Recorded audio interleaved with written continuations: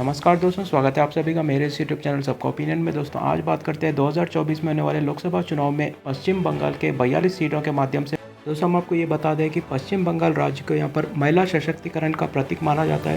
दोस्तों हम आपको ये भी बता दें कि 2019 लोकसभा चुनाव में अधिकतर महिला सांसद इसी राज्य से चुने गए थे। ऐसे में महिला सशक्तिकरण यानी वुमेन एम्पावरमेंट का प्रतीक माने जाने वाले पश्चिम बंगाल राज्य की जनता का आशीर्वाद किस पार्टी को इस चुनाव में मिलने वाला है, हम आपको बताने वाले हैं। दोस्तों सबसे पहले हम आपको ये बताने वाले हैं कि 2019 लोकसभा चुनाव में यहाँ पर बीजेपी मोदी जी के नेतृत्व में बहुत ही ज़बरदस्त जीत हासिल की थी। यहाँ पर दोस्तों पश्चिम बंगाल की राजनीति में पहली बार यहाँ पर भाजपा ने 18 सीट जीता था 42 सीटों में से। वही तृणमूल कांग्रेस 22 सीट जीता था और वही कांग्रेस 2 सीट जीती थी। दोस्तों इस बार 2024 लोकसभा चुनाव में तृणमूल कांग्रेस और कम्युनिस्ट पार्टियों के साथ मिलकर यहाँ पर महागठबंधन बना लिया है। इसका नाम INDIA अलायंस है। क्या ये महागठबंधन बीजेपी का खेल बिगाड़ सकता है, हम आपको बताने वाले हमारे सटीक ओपिनियन पोल्स में।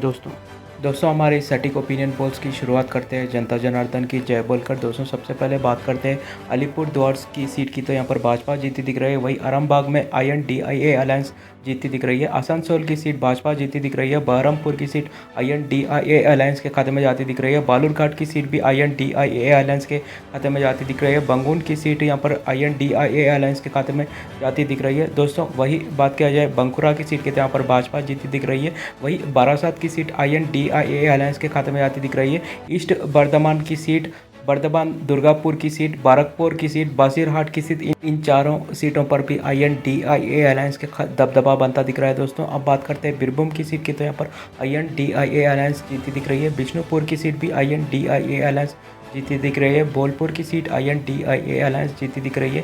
कूच बिहार की सीट पर भाजपा जीती दिख रही है। दार्जिलिंग की सीट पर भाजपा जीती दिख रही है। डायमंड हार्बर की सीट पर यहाँ पर INDIA अलायंस का जीत बनती दिख रही है।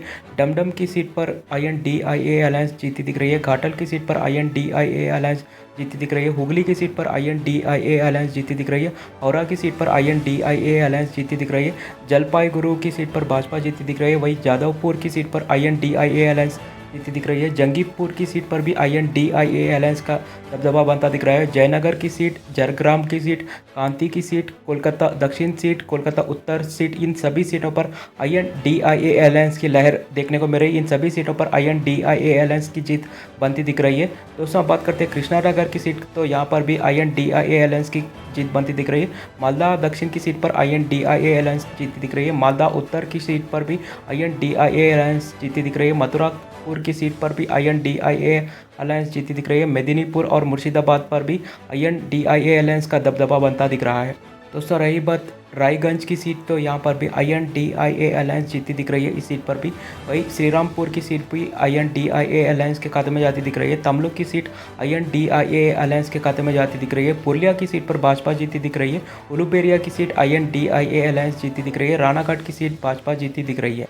दोस्तों इसी के साथ हमारे सटीक ओपिनियन पोल्स में पश्चिम बंगाल के सभी 42 लोकसभा सीटों का नतीजा आ चुका है, जिसमें INDIA अलायंस यहाँ पर ज़बरदस्त लहर देखने को मिल रहा है। यहाँ पर पश्चिम बंगाल में यहाँ पर INDIA अलायंस 34 सीट जीतकर ज़बरदस्त जीत दर्ज करती दिख रही है। वही भाजपा सिर्फ 8 सीटों पर सिमरती दिख रही है।